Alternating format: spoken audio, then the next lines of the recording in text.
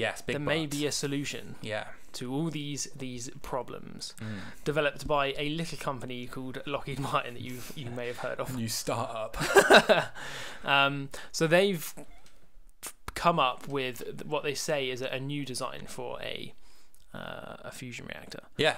That is going to be very small, and small, as we just said, that's very different to the direction that any of these other fusion reactors are going.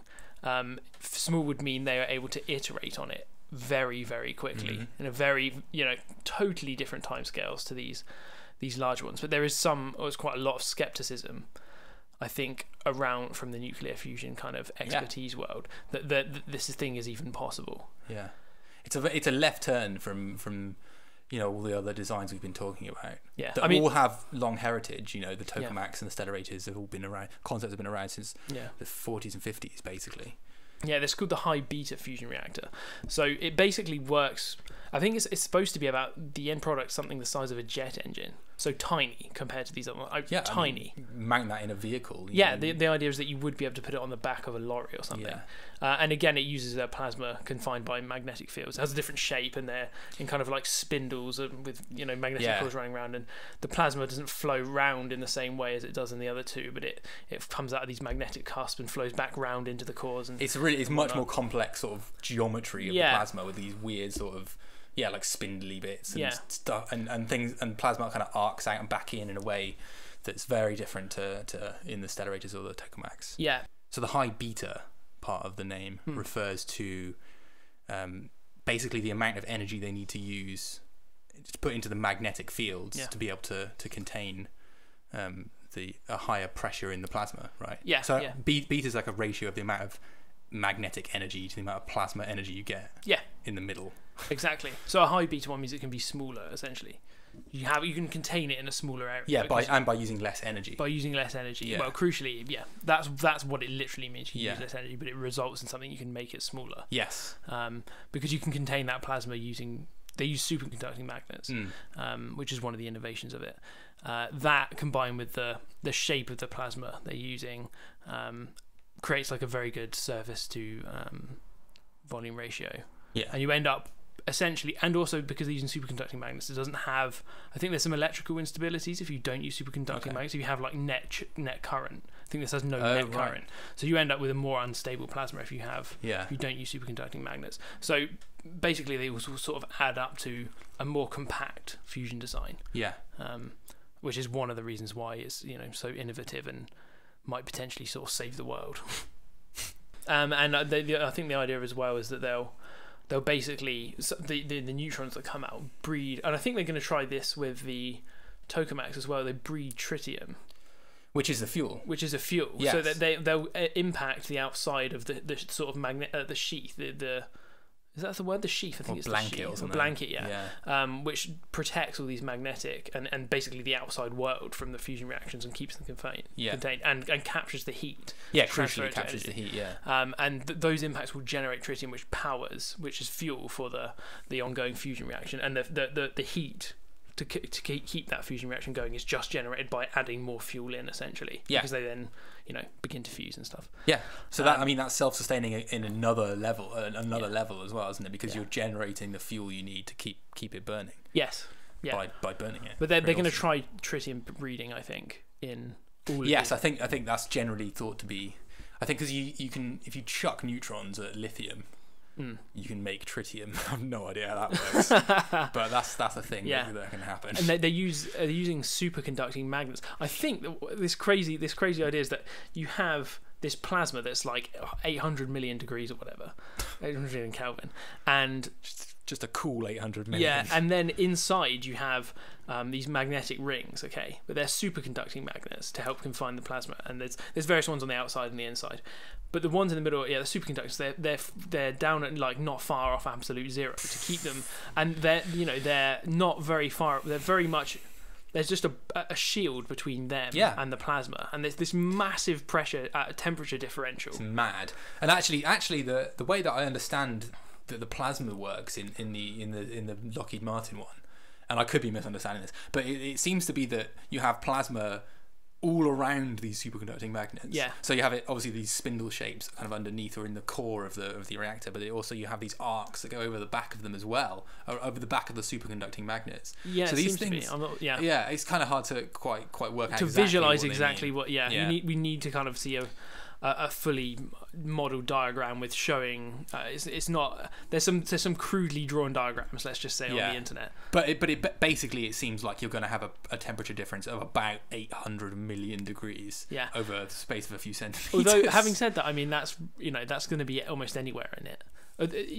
In the sense that room temperature and absolute zero, it's just not that much different. It's not that much different when you're talking. Yeah, exactly. Although keeping something at superconducting temperatures is obviously tricky anyway, even if you don't have a giant fusion reaction happening right next to it. Yeah. So it's still an engine. It would be an engineering feat if they managed to, keep the two separate and keep it working. Yeah.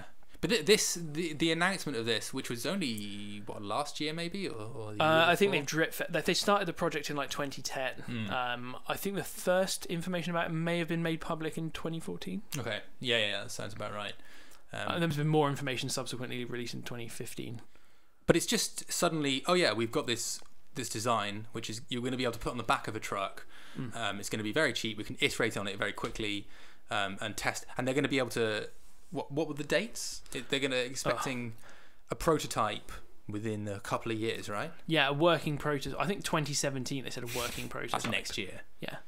And then a production of actual power stations essentially as of I think something like 2020, 2022.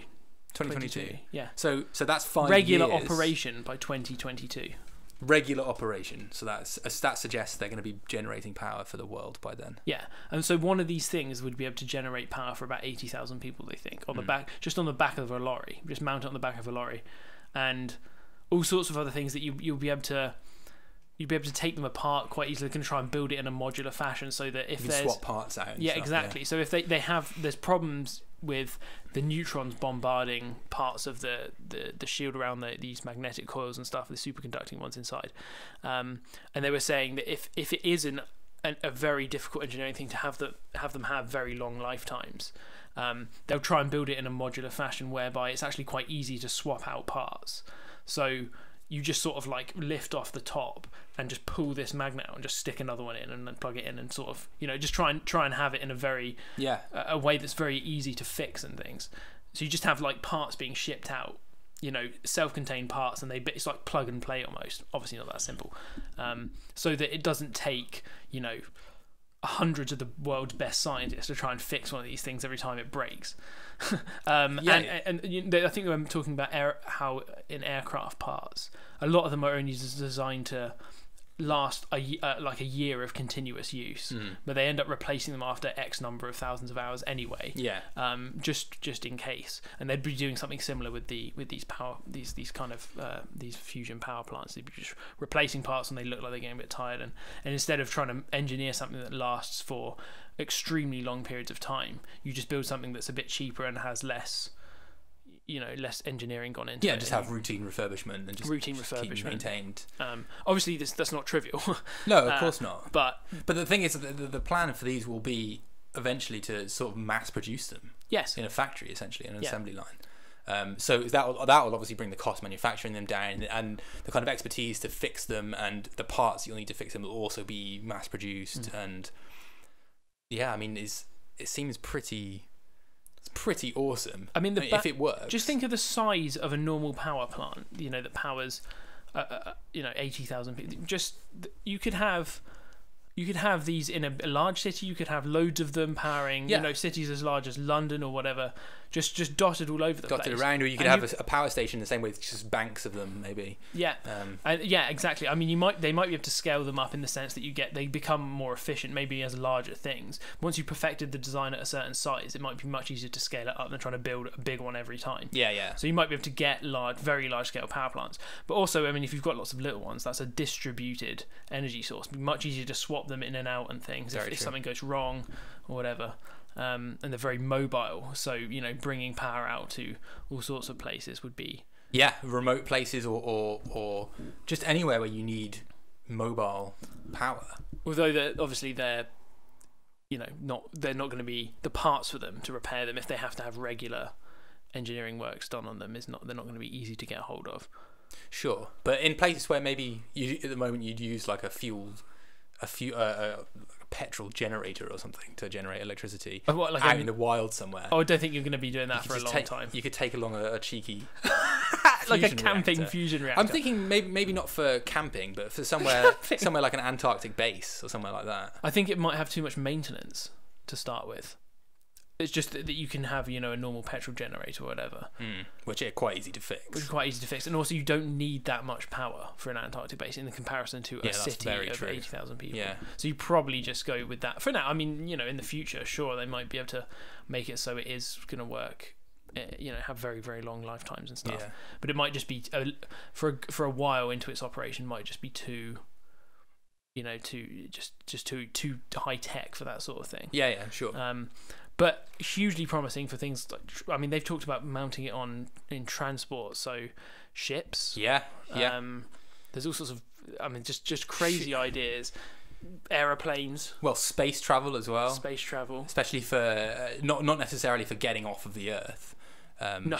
But for traveling around the solar system, where you could use things like ion drive that use an electric current to accelerate a plasma, essentially. Yeah. You can have one of these things on board, get a huge amount of energy density out of this of one of these. Yeah. Travel quickly around the solar system, accelerate, very, very rapidly and things like that. With things like ion drives. And ships, exactly as you were saying. So like mounting it on like a giant like tanker or aircraft carrier or container ship. Yeah, container ships. They'd just be able to run indefinitely with very, very small amounts of just hydrogen fuel. Yeah, just have these things ploughing all over the Earth. And as we were saying a few weeks back about automation, the thought of having automated ships that are just completely unmanned, giant container ships that are just going around the world shipping cargo, completely unmanned, also with a fusion reactor on board. There's something really cool about the thought of that. Just a robot ship with a fusion reactor. Yeah, I mean, this is the future. and they talked. You said an aircraft. I think Lockheed have talked about a particular being able to mount it on one of their large transport aircraft. And so you fit it on that, and it would be able to fly for about a year on some fuel that's, I can't remember, it's like just a small bottle of hydrogen, basically. For a year. Just fly continuously for a year. Yeah, wouldn't need to land. So you'd have weather aircraft and things that would be drones type things just flying around. Yes, although the aircraft that they said that they'd be able to mount it on is a big ass. Oh, it's a big aircraft. boy. It's a big, yeah. It's like a fucking C5 beast thing or whatever. It's absolutely massive. Yeah, it's the kind of thing that they use to transport around other aircraft inside. So yeah, it's a big lad. It is big. So I don't know if you'd have one of them just indefinitely flying around doing weather stuff. Well, why not? Why not? Yeah, it's cheaper than having another one that has to land. Yeah. If you could turn it into a drone type thing. Yeah. I don't know if they needed for monitoring sea currents or something like that. Could you? You swap out the crew. I'm just thinking if you could have it flying around. This is pointless, actually. No, you just do this on the ground. I was thinking for like an electric jet. Yeah. If you could have one of these things, just flying around, flying designated routes. It's got batteries on board that is constantly charging with its fusion reactor, and you rendezvous with it with your electric aircraft and swap out your batteries for some fresh ones. Oh, that's not a bad. But you just do that on the ground, surely. Yeah, but in air, and it's like in air refueling. Yeah, that's what got me thinking. That's what they do now. You do it on the ground, but obviously you have to land. So it might be used for military things. Maybe for like a long haul electric plane flight where you can't. Battery technology isn't there. You can't take enough batteries on board to fly the whole way. So you just rendezvous with one of these things over the middle of the Atlantic or something and swap out the batteries. And then keep going. Or it will just recharge them with a fusion reactor. Yeah, or electric military aircraft, if they ever decide to develop those. Because they refuel jets all the time in the air. Yeah. So I don't know if they'll ever use electric aircraft for military things, but no. But there's something kind of cool about the concept of a sort of a giant battery recharger just flying around, powered by a fusion reactor. Yeah, just constantly going. Yeah. I mean, yeah, there's an endless. I mean, obviously, then you extrapolate it out to not just aircraft and ships, but cars aren't obviously going to have their own fusion reactors, but all energy is going to come from these things. Oh yeah, like all the grids are going to be just flush with fusion energy. Yeah, I mean, it's going to be the answer to so many things. It's an exciting time, basically. This is potentially going to have demonstratable prototype next year. Yeah, so they're making big claims. So and the deadlines are relatively soon. So if they are not lying, I mean, it's a big deal that they're making big claims. It is a big Lockheed deal. Martin, it's not. They're not. Yeah, they're not like an upstart kind of trying to make a name for themselves, kind of small startup. It'd be very bad for their PR if they came out with all this stuff and then in a year's time sorry about that. So that alone kind of gives it a bit of weight and makes me excited. Yeah. It's not just you're right. It's not just a small group of, say, academics over-promising a theory that they've had. That is more liable, I think, to a kind of pet theory type situation where someone's overselling an idea they've had. I mean, this is a company that's maybe like the M Drive, for example. Maybe, they've as a company decided that we can do this. This is publicly good for us. Yeah, and we think it's a realistic prospect that we're going to be able to develop it and show people working prototypes. Yeah, the crucial thing is that they're making noise about it as well. They're making progress. Yeah, they're not doing it behind closed doors and in the quiet. There's a whole website dedicated to it. They're doing press announcements about it. Yeah, I mean, they could have kept quiet. I mean, they could have kept this on the back burner. Absolutely. They must have gotten to a point where they're somewhat confident that they can meet these deadlines that they're announcing. They weren't, I mean, it might be an unforced error, but they're essentially doing it themselves. They're not being forced to make these announcements. No. So, I mean, it might be like the D-Wave computer thing, where everyone was kind of doubting it, that it was real, that whatever, and they just we think it works this way, and almost all the people in quantum computing were like, no, it doesn't work. It doesn't work. It's not a quantum computer, whatever. And slowly but surely they changed sides because it did seem to do what they were thinking. Demonstrated that actually they'd made some sort of quantum computer. Yeah. So that's awesome. Maybe it's something like that. Yeah. Well, time will tell, and hopefully next year we'll have more answers. Yeah, relatively soon we should know. Yeah.